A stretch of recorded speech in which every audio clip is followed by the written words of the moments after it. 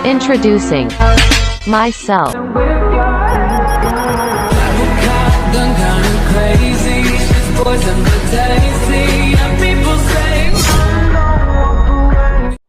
Selamat siang Pak, saya James Ten dari kelas 11 IPA 2. Kali ini saya akan menjelaskan secara rinci yaitu tentang sistem tanam paksa. Yang pertama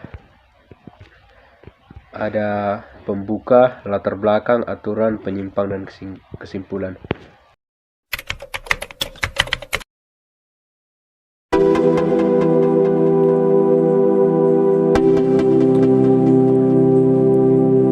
Tanam paksa mewajibkan setiap desa menyisihkan 20% tanahnya untuk ditanami tanaman ekspor.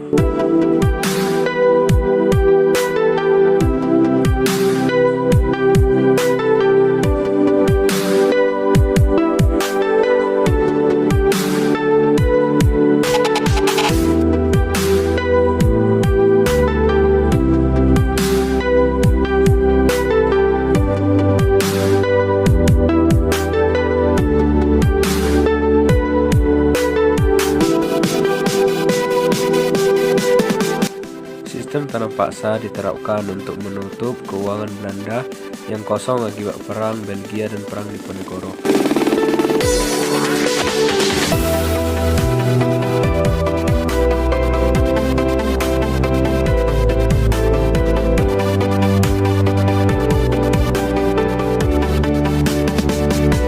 Johannes van der Bos adalah pelopor tanam paksa yang diterapkan pada tahun 1830.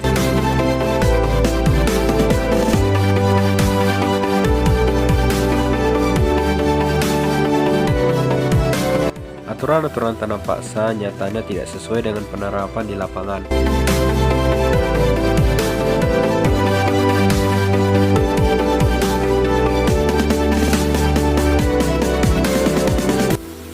Setelah melihat video dan gambaran tentang sistem tanam paksa, maka di sini saya akan menjelaskan tentang sistem tanam paksa secara rinci.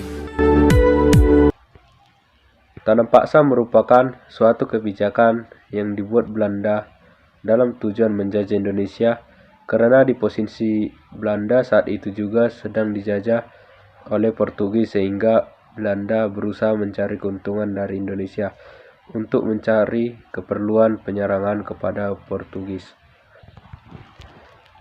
Yang kedua adalah latar belakangnya, yaitu sistem tanam paksa oleh pemerintah kolonia Belanda dilatar belakangi oleh sejumlah peristiwa berikut. Yang pertama, Belanda menghabiskan biaya yang besar karena terlibat dalam peperangan di masa kejayaan Napoleon Bonaparte Eropa. Yang kedua, terjadinya perang kemerdekaan Belgia yang diakhiri dengan pemisahan Belgia dari Belanda pada tahun 1830. Yang ketiga, Belanda menghabiskan biaya hingga sekitar 20 juta gulden untuk menghadapi perang Diponegoro. Perang Diponegoro adalah perlawanan rakyat jajahan termahal bagi Belanda. Yang keempat adalah kas negara Belanda kosong dan utang yang ditanggung Belanda cukup banyak. Yang kelima, pemasukan uang dari penanaman kopi tidak mencukupi. Yang ketujuh, kegagalan upaya mempraktikkan gagasan liberal dalam mengeksploitasi tanah jajahan agar memberikan keuntungan yang besar bagi Belanda. Setelah itu, kita bisa melihat aturan-aturan sistem tanam paksa.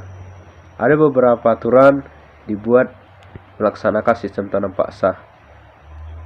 Aturan sistem tanam paksa yaitu: yang pertama, persetujuan akan diadakan dengan penduduk agar mereka menyediakan sebagian dari tanahnya untuk tanaman ekspor yang dapat dijual di pasar Eropa. Yang kedua, tanah pertanian yang disediakan penduduk Untuk tujuan tersebut tidak boleh melebihi 1/5 dari tanah pertanian yang dimiliki penduduk desa. Yang ketiga, pekerjaan yang diperlukan untuk menanam tanaman tersebut tidak boleh melebihi pekerjaan untuk menanam tanaman padi. Tanah yang disediakan penduduk tersebut bebas dari pajak tanah. Yang kelima, hasil tanaman diserahkan kepada pemerintah Hindia Belanda jika harganya ditaksir melebihi pajak tanah yang harus dibayar rakyat. Kelebihan tersebut diberikan kepada penduduk. Kegagalan panen yang bukan karena kesalahan petani akan menjadi tanggung jawab pemerintah. Yang terakhir yaitu bagi yang tidak memiliki tanah akan dipekerjakan pada perkebunan atau pabrik milik pemerintah selama 65 hari tiap tahun. Setelah itu ada penyimpangannya. Penyimpangan sistem tanam paksa. Dalam pelaksanaan sistem tanam paksa di Indonesia ternyata banyak terjadi penyimpangan. Berikut beberapa penyimpangan yang dilakukan kolonial Belanda, yaitu yang pertama, jatah tanah untuk tanaman ekspor melebihi 1/5 tanah garapan apalagi jika tanahnya subur. Kedua, rakyat memiliki banyak mencurahkan perhatian, tenaga, dan waktunya untuk tanaman ekspor, sehingga sawah dan ladang milik sendiri menjadi terlantar. Yang ketiga, rakyat tidak memiliki tanah dan harus bekerja melebihi 1/5 tahun. Yang keempat, waktu pelaksanaan tanam paksa ternyata melebihi waktu tanam padi 3 bulan, sebab tanaman perkebunan memenuhi perawatan yang terus menerus. Yang kelima, sikap kelebihan hasil panen dari jumlah pajak yang harus dibayar kembali kepada rakyat ternyata tidak dikembalikan lagi kepada rakyat. Kegagalan panen wajib menjadi tanggungan petani rakyat. Penyimpangan tersebut membawa akibat yang memberatkan rakyat, seperti banyak lahan terbengkalai sehingga panen gagal. Rakyat semakin menderita, timbullah wabah, penyakit, bahaya kelaparan melanda Cirebon dan memaksakan rakyat mengungsi ke daerah lain untuk menyelamatkan diri. Kelaparan tersebut juga menyebabkan banyak rakyat yang meninggal, sehingga jumlah penduduk menurun tajam.